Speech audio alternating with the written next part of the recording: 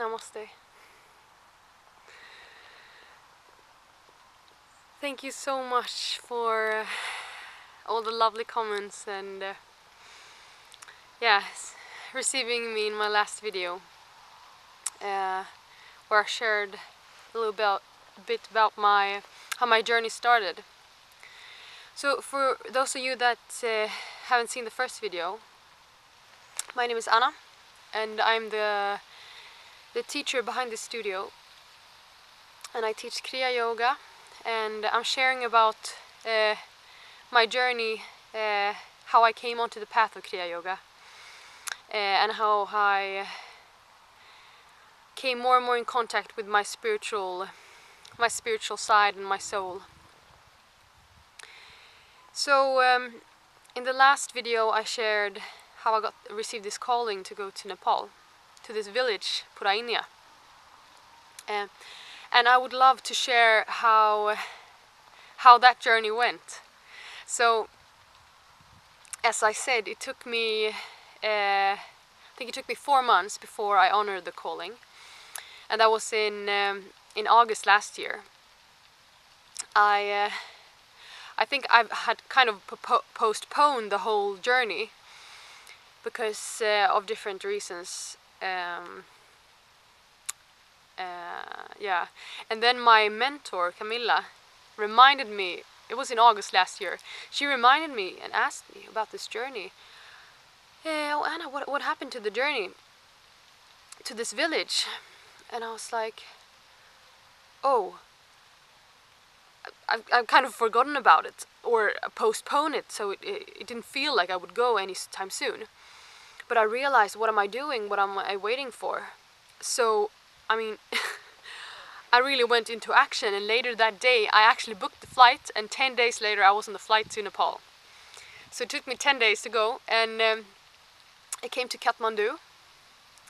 And when the flight reached the ground in Kathmandu, Babaji came into my field and said, welcome to Nepal.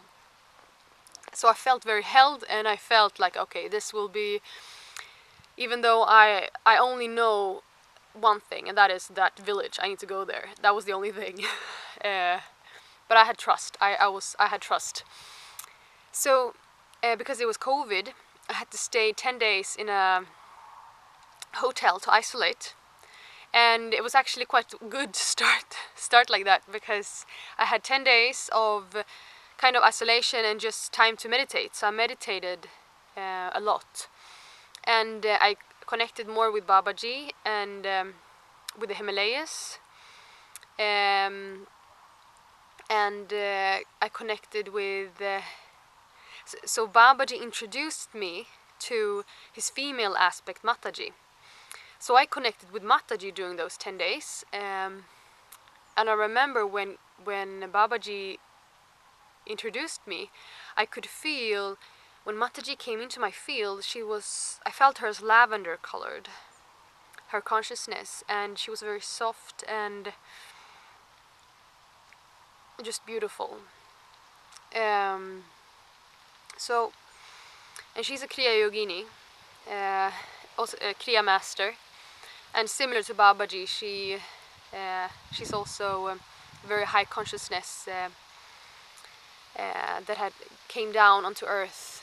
I don't know how many times, but her consciousness has been, she's been incarnated before on earth. And so after those 10 days, I took a jeep down to the south of Nepal, where this village is. So I went to this town that is just close by, and I had to take a jeep down. It took 9 hours, I think, to go, and you went through the mountains, like between all the mountains on very high, like really small roads, and there was a lot of landslides in Nepal, so it was very luckily the weather was good, but otherwise it can be really quite dangerous if it's raining, because you can get flooded down. Anyway, everything was fine, and I came to this village, this town, Birganj, and I stayed at a girls' hostel that a Nepalese family owned. and there were no like tourists there at all. So I was staying there with this family, and I explained to them that I wanted to go to this village, and they helped me to find a driver who could drive me. So I rented a driver and the car. And when I was about to leave, suddenly everybody wanted to come. The daughter in the family, the mother, the grandmother, and one of the girls at the hostel. So we were 5 people, 5 women and 1 male driver, hooped up in that car. It was very cramped. And they were all sitting in their beautiful saris, and I don't know, they were excited to come to see why I was gonna go to this little village that they hardly had heard of, and they're locals. So we're driving on these little dirt roads, and the driver had to stop like all the time to ask the village people, okay, where is this village? Can you show me the direction? They were like pointing. And then after 50 minutes, we reached that village, Purainiya, and a part of me was scared that this was not going to be like I've made this up or something, and I've come so far. But a part of me, like, it was an inner knowing that I'm supposed to be here. Yeah. So when I came to the village, I felt a voice within saying that I should go to the temple. So I went to the temple inside, and when I stepped into the temple, it felt like a divine presence came into my field, saying that this shows of your determination, your commitment, and dedication. So you may now follow your heart. And I sat down in meditation, and I felt into where I wanted to go within my heart, where I longed to go. And it was, of course, up to the mountains, Himalayas. So the next day, I took a bus up to the up in the mount, like a mountain village, mountain city. Really, it's quite a big, large city, town more. I came there, and then I tried to figure out how to get up in the mountains. And most people take a guide, but I felt I had talked with some other people, like locals there, and they were like, no, you don't need a guide. So I ended up walking by myself up to this base camp, and there's like tea houses around that trail, so it's quite easy. It wasn't that hard to find your way. It's just the altitude. You have to make sure you know how the altitude works if you walk too quick, if you rise in altitude too quick. But I was fine. It took me 5 days to go up there. And when I came up to the Annapurna base camp, it was like before the tourist season, so it was really only me and like the guest house owners. And I stayed there, and I was gonna walk out, like, because I felt I had to sit in meditation. So I walked outside the guest house area. And you have to be very careful when you're up there, because the weather shifts so fast. So the clouds come in. There's like a really, really thick mist, like clouds. So suddenly it's all clear, and then you can see these clouds coming, and then everything shifts, and you can see maybe 10 meters ahead. So you really have to make sure you know the direction to the guest house.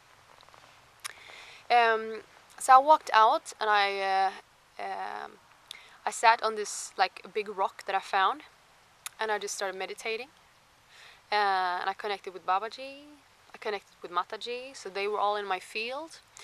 And I remember Mother Mary was in my field, and Mary Magdalene as well. And of course there were probably a lot of other beings there, but I wasn't, that I didn't know. of. So I was sitting there, and I remember it was like I was opening up everything,